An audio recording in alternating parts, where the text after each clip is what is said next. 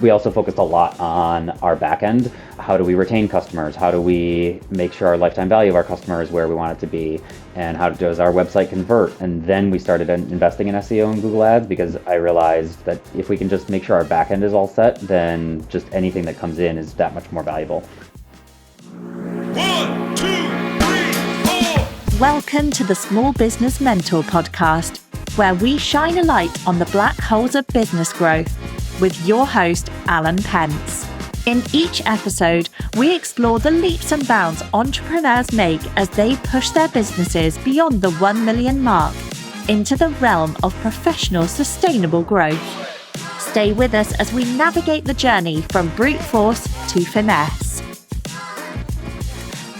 Welcome to the pod. We have today Jesse Lewis, a local DC entrepreneur who owns 2 locations of his own company called District Performance and Physio. Jesse, welcome to the podcast.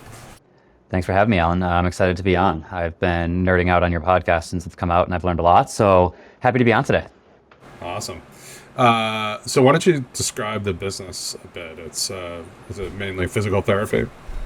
Yeah, so what we try to say is we're physical therapy for active people. So we really focus on people who want to exercise, people who want to work out, and instead of being told, don't run because your knee hurts or don't lift because your back hurts, we tell them, sure, your back hurts, but we can get you better, and keep exercising while you are recovering from your pain.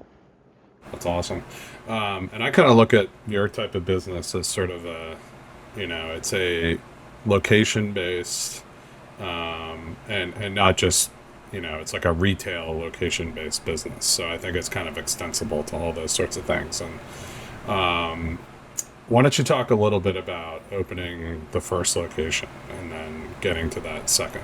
So to back up a little bit, our business model is we don't take any insurance at all. So we're a higher price point, and that there's a lot of pros and cons to do that. But one of the pros of doing that is it's a very low barrier to entry. So I started myself in a tiny room in a gym. I think it cost me $4,000 to start the company because I was renting from a gym and all the equipment was already there. So it was just me in a small room, and we've grown from there. So now we've got 2 locations. We took that small location in a gym and expanded that to our own standalone space now that we just built out about 1.5 years ago. And then we opened our second location inside of a gym in another part of DC. So we're kind of reproducing that same process where very low barrier to entry, very low risk. We can prove the concept, and now we're starting to grow that location out as well. Yeah. So what I love about this model is I've been looking at things, like if you go on small business Twitter or something like that, there's a huge movement around searching where people, come out of whatever, usually an MBA program, but doesn't have to be, and they go out and look for a business to buy. And there was a model of that business that I think actually worked pretty well, which was it would be funded by investors, the purchase mostly, maybe with a little bit of debt, but that also drove the size of business that you needed to buy, and the growth potential of that business needed to be much higher to satisfy investors. I kind of feel like that model is in direct conflict now with major private equity firms that have moved way down market. So then what kind of happened is people started moving down in the size of business they were willing to buy, down to 500 to $1 million in EBITDA. And using SBA debt, because there's, it's really tough to get an investor interested in that. And so now you got a lot of people buying these businesses with, quite a bit of debt on them, and kind of struggling. And now, like, just looking at the business landscape, there's a lot of competition to buy businesses, and most businesses are not saleable. And so these people are, going out of the way, signing bad terms, putting on debt to buy businesses that are like, So I'm much more pushing these days that people really look at the possibilities of bootstrapping. And I think you're providing exactly the kind of like hustle that you got to do to bootstrap, where, you know, you could have gone, you know, theoretically you could go buy some physical therapy practice, right, and then do this. But your ability to keep costs down, prove your model, do it within, I mean, I'm sure that even the commitment within the gym is pretty limited, right? I mean, Yeah, exactly. So, you know, our lease at the beginning was 2 years. So, and our lease at our second location is also 2 years. So it's a very low barrier to entry, and you can keep your costs so lean. I mean, we were cash flow positive from the very first month. So we were able to bootstrap. And while we were probably growing slower than, let's say, if I partnered with somebody or if I tried to start big, it allowed me to, you know, refine things along the way and say what works, what doesn't work. And because we were cash flow positive, just allowed me to say, okay, how do I want to build? And now that we're starting to scale much faster, we're starting to not be so lean anymore. But at least at the beginning, it gave me time to basically do some trial and error and see what works and what doesn't. yeah. Now, did you ever look at doing something like buying another practice or some kind of franchise or something like that? Yeah, I never looked into franchising. I did look into buying another practice a couple of years before I started my own business, but physical therapy practices often they revolve a lot around the owner, especially smaller practices. So it gets hard to buy a practice if the owner is going to step away, because if they're revolved around the owner, what's left when that person leaves? So I talked to a couple business owners that were trying to leave their business, but it just didn't make any sense. So now I'm trying to learn from that and say, okay, as we scale, how can I make it, I don't want it to revolve around me at all. And how do I not fall into that same trap that they did? Right. Okay, so we're going to dig into that. All right. So I assume at the beginning, that's not possible since it's only you, right? So it has to revolve around you. So how did you go from that, like having it revolve around you, and what did you do to make it not grow into continuing to revolve? Yeah, I mean, it's still a work in progress. But I mean, yeah, when I first started, I mean, it was only me. I was the only therapist. I was the only employee. So everything revolved around me. I was taking every single call that came into the company. I was seeing every single client. And it's just been a process from there. And it's still a learning process for me of where can I offload things and in what order. But, you know, I first hired a part-time admin to start taking a couple of the sales calls. Then hired a part-time physical therapist. Then I took the leap and hired a full-time therapist. That was a pretty big jump. It was like right in the middle of the pandemic. I didn't even know if we had enough clients for her or not, but she was a great fit, and culturally and just everything I would have been looking for. So I said, all right, let's just see if we can make this work. And I've just been slowly adding therapists on. So every time I add a therapist, I cut back on my own patients. And we now have 2 salespeople, inbound sales only. I'm still trying to handle all the outbound marketing. And so I've elevated 2 people into management positions in the past year to start offloading some things. So it's just been a very stepwise process of what can I offload. And I think honestly, I try, because I, you know, am a part of business groups and everybody talks about take yourself out of the business. And I think honestly, I tried to do it too quickly. And I was like, oh, I need to get rid of this and I need to get rid of that. And I didn't really put thought into, do I really need to get rid of that? Or how do I get rid of that? And I just got caught up into this trap, or what I think is a trap of, I don't want it to revolve around me. So just pass it off and let me hire somebody to do that. And I've started to be a little bit more thoughtful and take that back a little bit. So let's talk a little bit about whatever you're willing to talk about with numbers of the business. Is there sort of like a revenue per practitioner or location that you kind of target? I've started this year being pretty open book with my team, so I'm happy to share any numbers you want. And yeah, we definitely look for revenue per practitioner. Per location, the other location is fairly new, and they're so different size, and they're, again, one's out of a gym, and our bigger location is you know, standalone space. So it's so different between locations. So what we really do is look revenue per practitioner. And Right now, we want to be around 250 to 270K a year per practitioner. And how long does it take you to fill out that person's time, usually when they bring them out? Because we have 2 locations, we've never had to fill both locations at the same time. It's either been one or the other. So we kind of hired 2 therapists at the same time this summer I almost did it as a stress test to say, can we fill both locations at the same time and can they grow separately? And so we're kind of going through a test period right now of how quickly can we grow both locations at the same time, or can we grow both locations at the same time? But what we found is it usually takes about 6 to 8 months to fill a provider, but we're trying to get that down. I would love if we can get that down to like 4 to 6 months. That really escalates things, especially if we can do that each clinic separately. That means, okay, now we can double our growth. But if we can do that each clinic separately, okay, now I can take, if those 2 clinics are running smoothly, now I can take my eye off those slightly and do it at a 3rd location or a 4th location and then really escalate things. Yeah. So how long do you think till they're break even, till they're not like negative? For a new location? For a new person, like when you hire someone, not a new person. Yeah. Yeah, that's usually been around 3 months. Okay, so you're taking a hit there for a while. Yeah. And is the throttle on that just new clients? We don't accept any insurance. The nomenclature for us is cash based. Because we're cash based, it just takes longer. Marketing is harder. Sales is harder. Because we're a much higher price point than your typical physical therapist on the street. So client generation is always the key. Okay, so that's what you're saying. All right, so and then that you have kind of 2 governors on your growth. One is, hey, I bring in someone new. It's going to take me 3 months to break even, 4 to 6 months, or more like 6 months to get them to be profitable.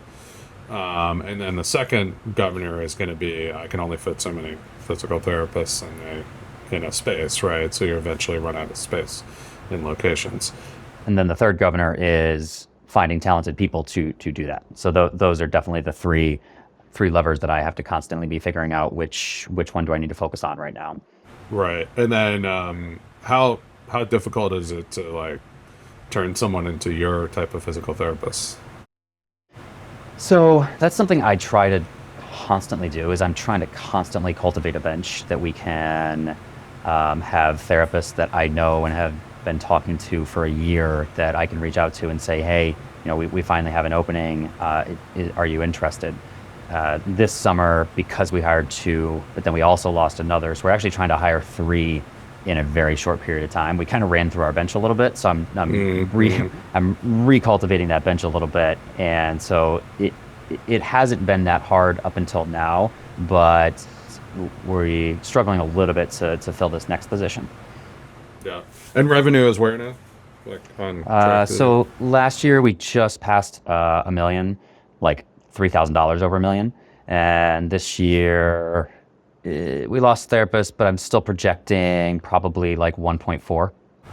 Okay, that's great. That's great growth. I mean, 40% growth. Yeah, I'll take it. Right. Yeah, right. Yeah, most people will take it. But I think what you're saying there, just to highlight it, is like most businesses, particularly at this stage when they're bootstrapped, right? You've got multiple issues that you're dealing with, right? That have to be, there's marketing, there's recruiting, there's training, there's space, so you're always constantly running from which one is the critical path at which time. And you don't have the resources yet to hire someone to be the space person, another person to be the training person and recruiting person, another person to be marketing. So I think you said you're constantly kind of rotating between those positions. Is that right? Yeah, and I used to try to do all of them at the same time and was not successful with most of them. So now I'm trying to like really take a step back and say, okay, each month or each quarter, which of these are the things I need to really, really focus on? And also figuring out where can I give people ownership of something, even if it's a small piece of something.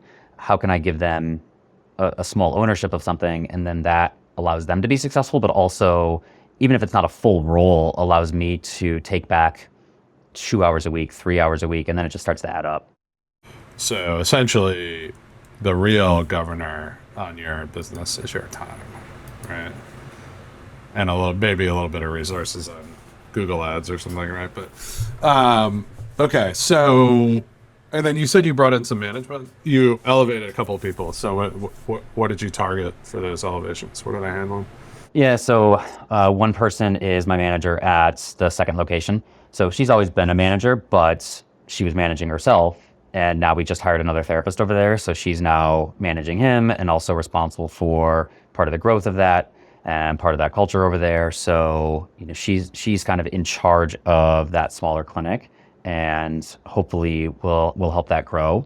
And then I elevated somebody to be basically our sales manager, but only our inbound sales manager. So somebody calls us interested about physical therapy. It's our sales team's job to help them understand why, even if we're at a higher price point, we're still the best option for them. So it's a sales call basically. And so he's now managing himself and one other person. And so that has been an awesome thing to take off my plate. And he's been great in that role. Yeah, that's right. And actually, I often preach, like, don't hire a sales manager when you're small. And I think what you've done is actually 100% correct. So I think I would amend my philosophy to say, I think it's really like the lead gen and that, like, producing the customer, not bringing the customer in and integrating. To me, that's more of like almost like a customer success role, and that you can outsource. But I do think it's very difficult to find the right people to do the other side. Now, eventually you're going to have to do it because you have to focus on the overall business, but you need to intimately know your customer acquisition process, right? I have actually made the mistake, well, to back up a little bit, I think inbound is much different than outbound. So, I think once you get people to actually want to reach out to you, that sales process is very different. So you can actually empower people to take charge of that.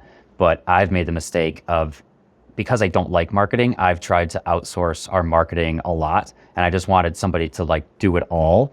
And what I've realized this year is I don't really need someone to do our marketing. I just needed to be more organized with our marketing. So I no longer want to outsource our marketing. Well, I actually do want to outsource our marketing because I hate marketing, but I'm the best person at it and I need to be in charge of it. And I can outsource pieces of it, like our Google Ads, or I can outsource our newsletter, but I need to stop trying to find somebody to do this, quote, lead generation, which really means nothing. Yeah, right. So let's talk a little bit. You mentioned a newsletter, you mentioned Google Ads. What else?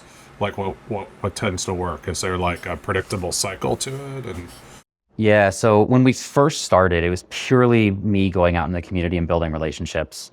And so because our target client is an active person who likes to exercise, I built relationships with personal trainers and gyms and things like that. Now we've invested a lot in SEO and Google Ads, and that piece of our engine is running very smoothly. So I can pretty predictably ramp up our lead gen with an increase in Google Ads, or if we get too full, like just yesterday, one of our clinics is too full, so I had to email our Google Ads guy and say, hey, we need to drop our ad spend a little bit actually because we're a little bit too full. And so Google Ads and SEO have been probably the number one thing that have driven our business, which worries me a little bit with all the changes in Google and SEO and AI and the recent ruling against Google. So we'll see what happens in the future, but that's what drives us right now. Interesting. So first, like, kind of community outreach, then just kind of like doing it digitally. Yep. We also focused a lot on our back end. So how do we retain customers? How do we, make sure our lifetime value of our customer is where we want it to be? And how does our website convert? And then we started investing in SEO and Google Ads because I realized that if we can just make sure our back end is all set, then just anything that comes in is that much more valuable. Yeah, no, that's a great point. And so is it literally like is it like a dial that you can say, all right, I do more Google Ads and I get more patients? Is that, and then I turn it down? I mean, it's literally like the next week, which is awesome. The downside is our clinics are a little bit too close to separate campaigns out. So we can't say, hey, we want more patients for clinic A, but not patient B. And our original location is much more well established. We've got twice the number of Google reviews as any other physical therapy practice in the city. So if people are searching, they immediately see ours and they want to come there. Our newer location isn't that well established, so our marketing over there isn't really locked in yet. So we're trying some different things. We're going to try a direct mail postcard. We're, trying some different things over there to try and help that clinic grow separately from the main clinic. And so what do you think the difference between, like, I guess SEO, are you calling SEO like I search and I find your Google ads and so, or your Google reviews?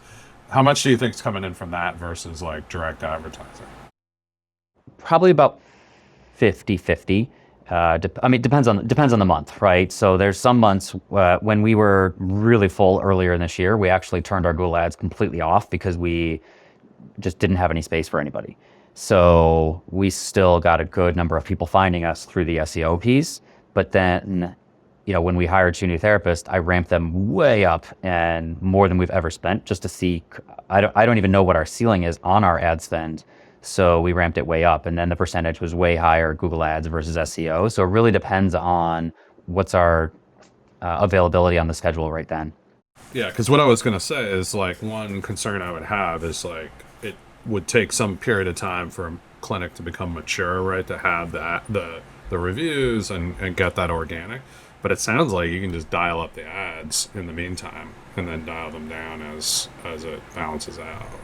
Yeah, but what we found is because, we've got one location downtown DC, we've got another location that's in another neighborhood, Navy Yard. They're separate enough for people in DC to go to one or the other, but they're not separate enough geographically to totally separate out in like a Google ad campaign. So we can't run ads specifically for that Navy Yard clinic, or we haven't been able to find a process to do that for that smaller clinic yet. So that's why we're trying some different things like direct mail postcards, and how can we do things like hyper locally to that clinic that we can then maybe reproduce if we do a third location. And then it sounds like a no-brainer that the ad cost is well worth it. Like the CAC, the customer acquisition cost to lifetime value, is a good ratio. Yeah, but the one thing, it is creeping up like over the past year. So now we're trying to do some things. Okay, how do we get that back down a little bit? So I'm trying to do a little bit more like the direct mail postcard. I'm working on building some relationships with local doctors. So how do we get that customer acquisition cost down a little bit? That's one of the things I'm working on right now. That would be an interesting thing though too, is to kind of try to figure out what does that take to go from zero to sustainability, to profitability at a clinic. And then, over time, then you're reducing that cost, right? Because you can rely more and more on the reviews and the organic and the SEO. So, like, to be honest, like, it's good. I would look at it as like, hey, there's going to be an upfront X amount of unprofitability, but then it's amortized over 10 years. And so, like, it makes, like, every clinic basically makes sense at that point, Yeah, and that's kind of how I'm looking at it right now. Like, as we've scaled, our profitability has definitely gone down. But at some point, our projections are going back up again because we've maxed out our rental space. We've figured out our advertising. We don't need to spend quite as much in marketing, things like that. So I would totally agree with that. Okay, so what are the plans to grow it? Yeah, so we're pretty close to being maxed out space-wise in our downtown location. So we might be able to squeeze one more therapist in there. And then, like I said, our smaller location, once we get that one, probably this next therapist full, or maybe one more full, that tells me, okay, we've got the marketing figured out for this second location. From there, it's okay, how do we just reproduce what we did in that smaller location, and then we can do it in another part of the city, or move just outside of the city to a suburb, or we basically just are trying to prove the concept that we can have multiple locations, and then there's nothing stopping us from doing that at maybe like a third location or a fourth location, because we've already done it before and we know what works and we know what doesn't. Yeah. So would you grow through this renting within the gym model, or would you go to your own spaces? Almost definitely, because it's so low risk, and there's a built-in referral source right inside the gym. So if we go to a gym that we already have a good relationship with, they're going to refer clients to us. So it's low cost. We have a built-in referral source, and it allows us to like test an area of the city and say, is this area actually worth it? And do we want to invest more of our time or our resources? So even if it doesn't work out, we didn't spend that much and we didn't take that much time, and no big loss. And profitability in these things, what, 15, 20%, something like that? Yeah, that's one thing we've struggled with a little bit is, we're probably mid-teens right now. I'd love to be obviously a little bit higher than that. One of our distinguishing like competitive advantages internally is that I ask my therapist to see a very low number of clients, because there's a huge problem of burnout in physical therapy. Tons of people are leaving the profession, they leave their jobs. So we ask our therapists to see a very low number, which gives great job satisfaction. We've only lost one therapist ever in 5 years. But at the same time, that limits our, how much is a therapist generating in a year. And so to keep salaries competitive, our profit margin has been mid-teens, which is not bad, but it's definitely a limiting factor for sure. So it's a competitive advantage internally, recruiting, retention, but it's a direct competition with profitability. Just my take on hearing that without knowing the facts in the industry is, I would think two things. One is, I would think 1 in 5 years is probably too good a ratio, right? and then I would think about incentive plans, right? So you let people kind of do their own thing so that they can make some more money and they can opt to do it, right? And then maybe the burnout is less. But anyway, those are just quick thoughts. I mean, is your goal to stick local to the DMV and do that, or do you have bigger ambitions? Great question. So I went through the 10x is better than 2x exercise, as you always tell people to do. I did that last year actually, and what I realized was there was kind of a very similar inflection point for any path, right? So for me to 10x, you either need to start rolling clinics up, you need to franchise, or you really need to scale to multiple locations. There's probably other ways, but those are probably the three main ways to do it. And what I realized was there's like an inflection point of probably around $2.5 to $3 million for the company, where we have enough resources to have a stable enough foundation. We've got SOPs for everything. We've got managers in each location and things like that. So once we get to that point, then we can kind of diverge into those different areas. But right now I'm hyper focused on getting to that point so that we can make that decision. And that's what, 3 or 4 clinics? Yeah, that's probably at least 3. We could do it with 3, 4 maybe, but 3 we could get there. Okay. And no thoughts at this point on which route you would go? I would love to acquire for sure, but in my particular niche, the cash-based physical therapy, most of the owners, it's fairly new to the industry of physical therapy to have this model and to have the model be able to actually scale past one therapist. So almost all the owners are really young, and I don't know how many of them are actually looking to be acquired or want to even give up any part of their company. So while I would love to do that, I don't know how realistic that is because of the immaturity of my particular niche in the industry. Well, so that presents other opportunities. I assume there's some franchises in this space that operate. There's tons of franchises in physical therapy. Again, in my particular niche, cash-based physical therapy, there's not. And there might be one. It's tended to be a very, like, most cash-based physical therapists used to be 10 years ago. A, people told you it would never work, and B, if it did work, they would say you could never scale past yourself. But now we're starting to see more and more $1 million practices, so it's starting to mature a little bit, but there's not major chains or anything like that. So there's definitely a franchise opportunity out there. Yeah, no, that's right. That's the first thing I thought of. It's like there probably isn't a good franchise in that niche, right? And if you can niche that down a little more, even better. And you kind of have this philosophy about, working out while you're still being treated. And so like that's a second niche, and it feels like that could be a real brand that could be built. I think about the acquisition part, and I tell you, it scares me a little more because of the difference in the model. As you're saying, it's newer. There aren't so many that have scaled. So you're probably buying something that is taking insurance. And then you're kind of redoing this whole model, and like how much time and cost and, lack of profitability, it just seems like a really tough go there. So when I did the 10x exercise, that was actually like when I went into the exercise, I was thinking that was ideal. And then as I went through the exercise, I was like, you know what, this doesn't actually make that much sense right now for where the industry's at. And then I think a little bit like the other model I've seen is, which I don't love, but I mean, it's worth considering. Like there's a guy here in town who's doing this with insurance brokerages.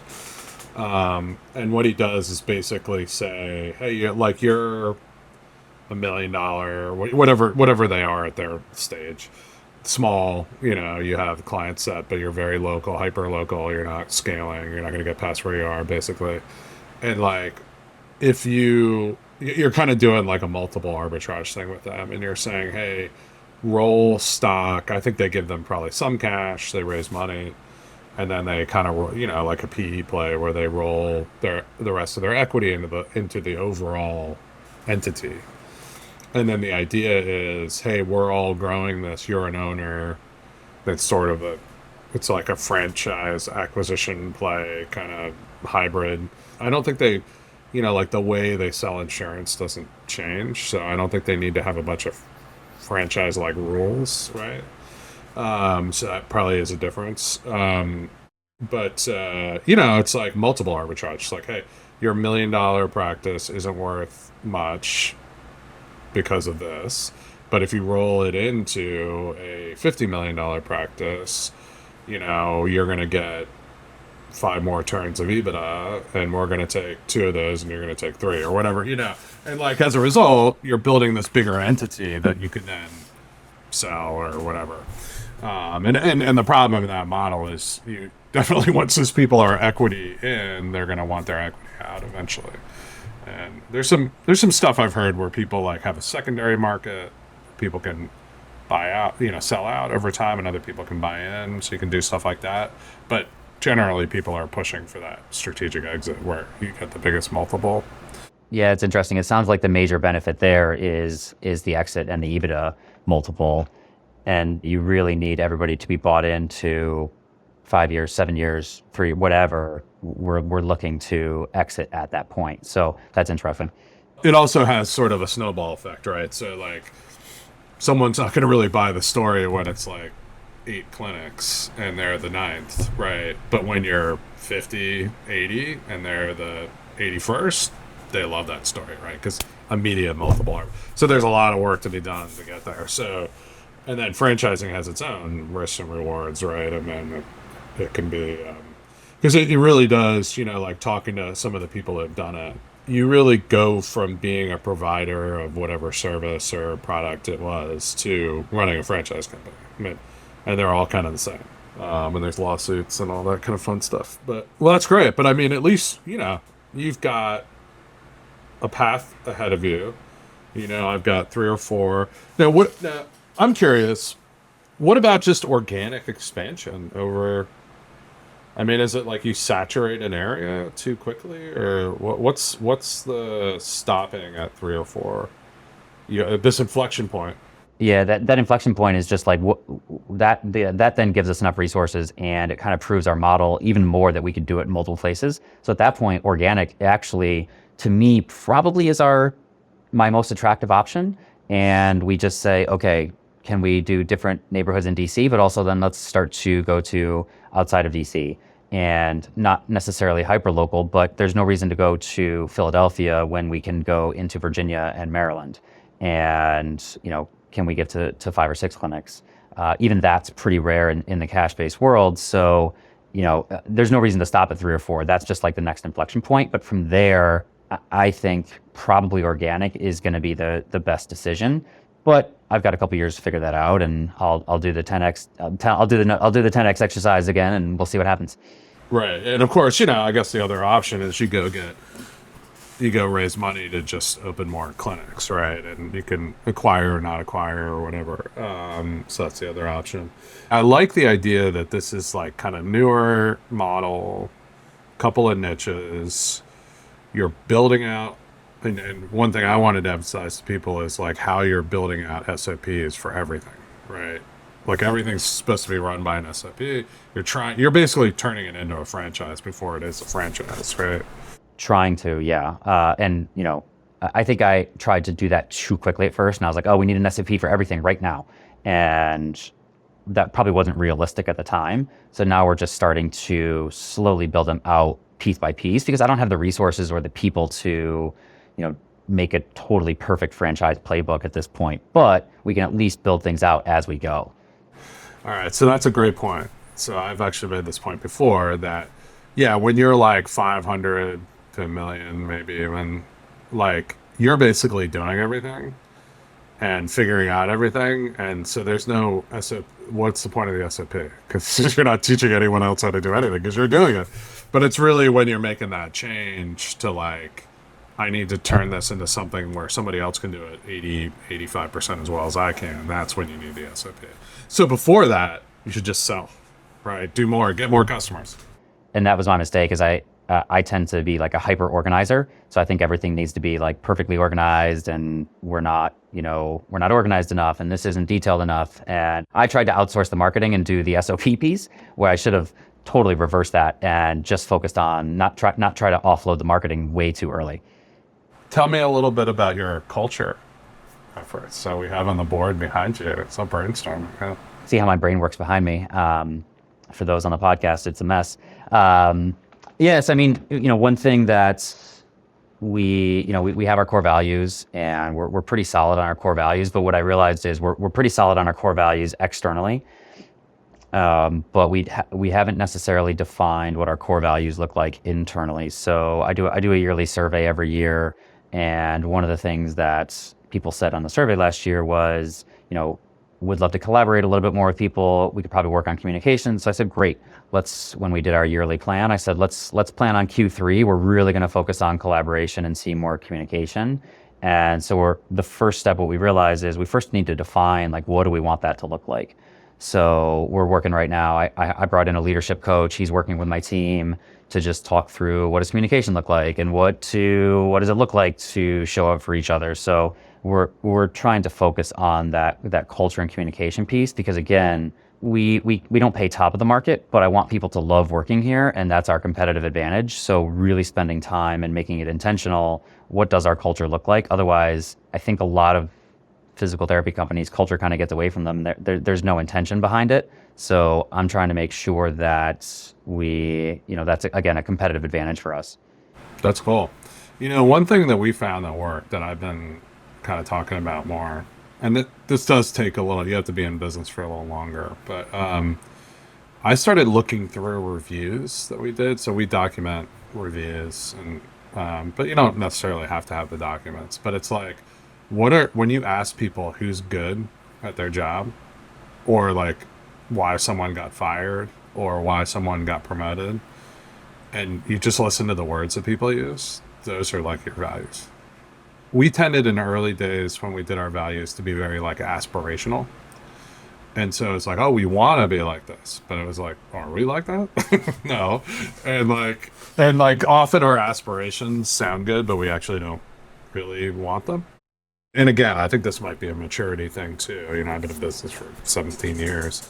When they really registered, it was around the things that got people hired and fired and promoted and, those kinds of things. And then when we locked into that, it definitely made a lot more sense. And it was like taking an ideal kind of employee almost, and what are the words that keep getting used about that employee? Yeah, that's interesting because that's basically what we did for our core values. But when we did that, we did it as a team. Looking back, we really focused on what do our core values look like when we're working with our clients and how do we want our clients to feel. And so now we're trying to, that's interesting because now I might kind of reverse the process and ask people, maybe without naming names, who's the top performer, who's the bottom performer, and why do you think that, and see what comes up consistently between those. Yeah, and I think a lot of it needs to be driven by you too. I think you should do that to yourself, right? And that should be the primary, because in the end, you're the one creating and running the culture. Yeah. Well, that's really cool. So if anyone wants to reach out, what's the best way to get to you? You can find us on Instagram at District Performance Physio. Our website, districtperformancephysio.com. Both great places to check us out. If anybody wants to email me for any reason, Jesse at districtperformancephysio.com. I always love talking business with anybody. I'll nerd out on business all day, every day. My team makes fun of me, so happy to talk with anybody anytime. That's awesome. Well, Jesse, we appreciate you being on the podcast. It was really fun. Thanks so much, Alan. You've been listening to the Small Business Mentor podcast, brought to you by Alan Pence. For more insights on how to navigate your business through its black holes, visit @apence on X. Don't forget to search for Small Business Mentor in your podcast app to subscribe. Thank you for joining us, and here's to your next leap in business growth.